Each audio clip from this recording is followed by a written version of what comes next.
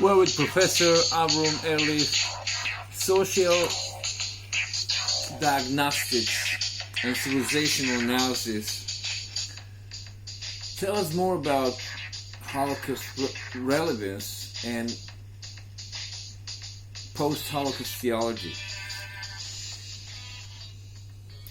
We mentioned that Zionism was a post-Holocaust theology, but there were also other forms of Judaism that were not Zionist, that actually were anti-Zionist, that did not agree with the Zionist approach to conquering the land of Israel, to creating a secular state, to creating an army, and to imposing through authoritarianism a certain distinct ideological view on its citizens. A lot of the rabbis and intellectuals and cultural thinkers of the Jewish people around Europe, in Germany, in Russia, in the United States, in England, in France, with all the histories of nationalism and all the histories of culture and development, they had also developed nuanced ideas of statecraft and of religion and of accommodation.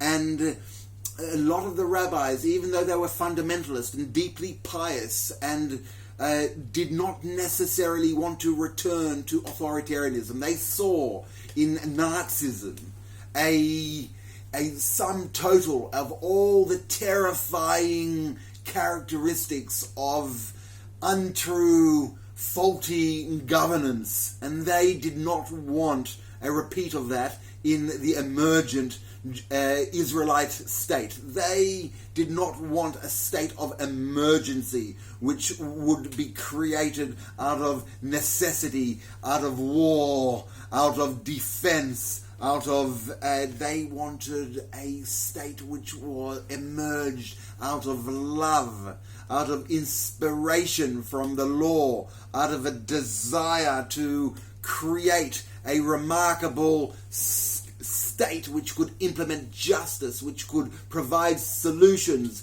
which would not necessarily be a bureaucratic entity, but rather which would relate to individuals in a personal, in a hearty, and in a care-given way. And that is very different, in stark contrast to what we have today with authoritarian, centralized, highly bureaucratic, nationalistic instruments of state. So if you could more diagnose this social phenomena of Holocaust and post-trauma and creation of state. Well, the thing about trauma and post-trauma that the nation has gone through is an obstacle to our clear thinking about where we should be going.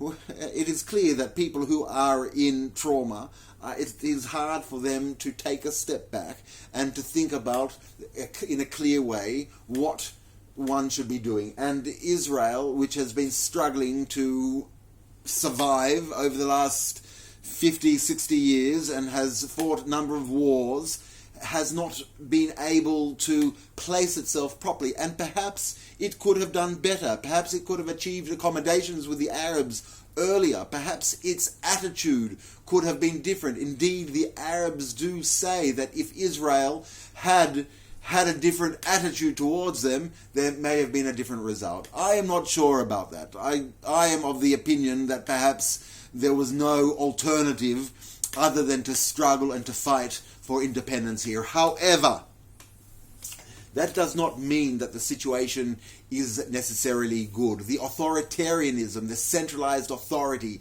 the use of power, the forcing of the imposition of laws which are not necessarily enlightened and can definitely be improved onto individuals, and the use of bureaucracy and blind bureaucracy and inefficient bureaucracy in a ultra-industrialized way has caused great tragedy.